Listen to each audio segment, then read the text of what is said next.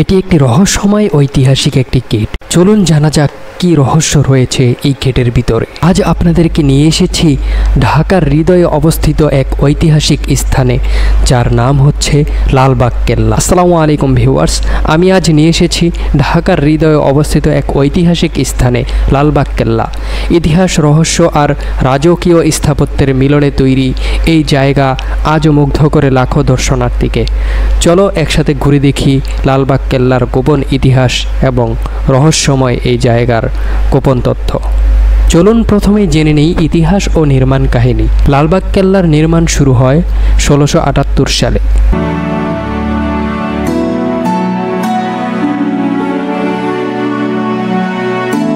দিল্লির মোগল সুবাদার prince Mohammed আজমের হাতে এই ঐতিহাসিক রহস্যময় এই লালবাগ কেল্লার দুর্গের কাজ শুরু হয়, কিন্তু তিনি দিল্লি ফিরে গেলে কাজ অসম্পূর্ণ থেকে যায়।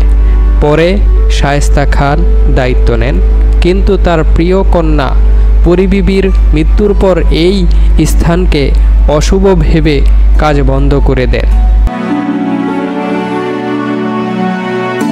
শায়েস্তা খান যখন এই কেল্লাটির এই দুর্গের দায়িত্ব যখন সে নেন, সে দীর্ঘ কয়েক বছর এখানে কাটান এবং সেই সময়কালে তার প্রিয় কন্যা পরী বিবির মৃত্যু হয় এবং তখন সে এতটাই ব্যথিত হয় যে এই জায়গাকে সে অভিশপ্ত বলে সে আবার দিল্লিতে ফিরে যায়।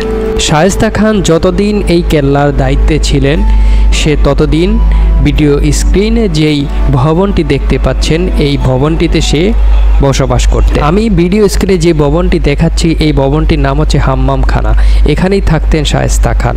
ডান পাশে যেই ভবনটি দেখছেন এটি হচ্ছে পরী বিবির সমাহিত স্থানের সেই জায়গাটি। রহস্যময় ও ঐতিহাসিক এই দুর্গের স্থাপত্য ও প্রধান স্থানসমূহ সম্পর্কে জানা যাক।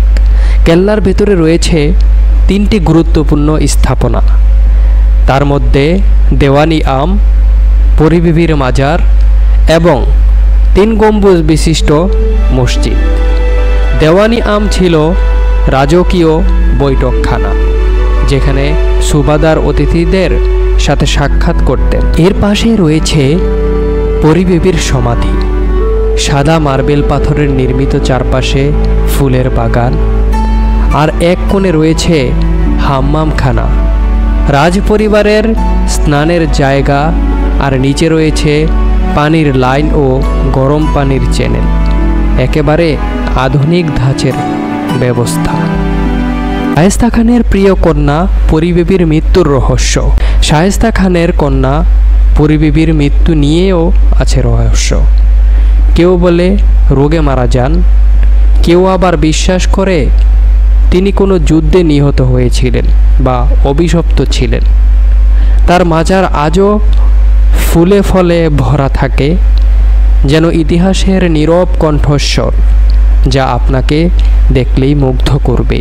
এত সুন্দর সাজসজ্জা বিশিষ্ট এই দুর্গের ভিতরে কি এমন হয়েছিল যার কারণে প্রিয় কন্যা শায়েস্তা খানের প্রিয় কন্যা পরী বিবির মৃত্যু হলো?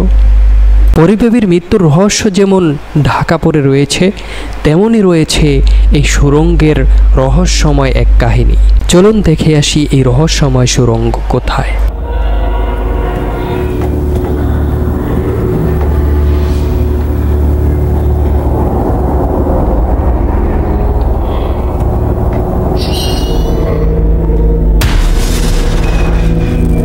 আসসালামু আলাইকুম ভিউয়ার্স, আমি এখন যেই জায়গাটিতে আছি এটি হচ্ছে লালবাগ কেল্লা গোপন সুড়ঙ্গের একটি রাস্তা। তো আপনাদেরকে আমি দেখাচ্ছি, দেখুন এই যে এটি সেই গেট। ভিডিও স্ক্রিনে যে গেটটি দেখতে পাচ্ছেন এটি সেই রহস্যময় গোপন সুড়ঙ্গের দরজা। লালবাগ কেল্লার সবচেয়ে ভয়ঙ্কর ও রহস্যময় এই সুড়ঙ্গ বহুল আলোচিত। রহস্যময় এই সুড়ঙ্গকে বলা হয় এটি বুড়িগঙ্গা নদী থেকে পেরিয়ে ঢাকা কোর্ট পর্যন্ত যেত। কেউ কেউ বলে সোজা যেত বাংলার রাজধানী রাজশাহী পর্যন্ত। তবে এসব টানেল এখন বন্ধ করে দেওয়া হয়েছে নিরাপত্তার কারণে। স্থানীয়দের মুখে শোনা যায় কেউ যদি টানেলে প্রবেশ করত আর ফিরে আসতো না। তাই এই রহস্য আজও অমীমাংসিত। বিকেলের সূর্য যখন কেল্লার দেয়ালে পড়ে তখন এর রং হয়ে যায় সোনালি। আরও সুন্দর এবং মনোমুগ্ধকর দেখা যায় এই কেল্লার দৃশ্য। কিন্তু এই সৌন্দর্যের ভিতরেই লুকিয়ে রয়েছে হাজারো রহস্য। লালবাগ কেল্লা শুধু ইট পাথরের গাঁথনি নয়, এটি আমাদের ইতিহাস, আমাদের গর্ব।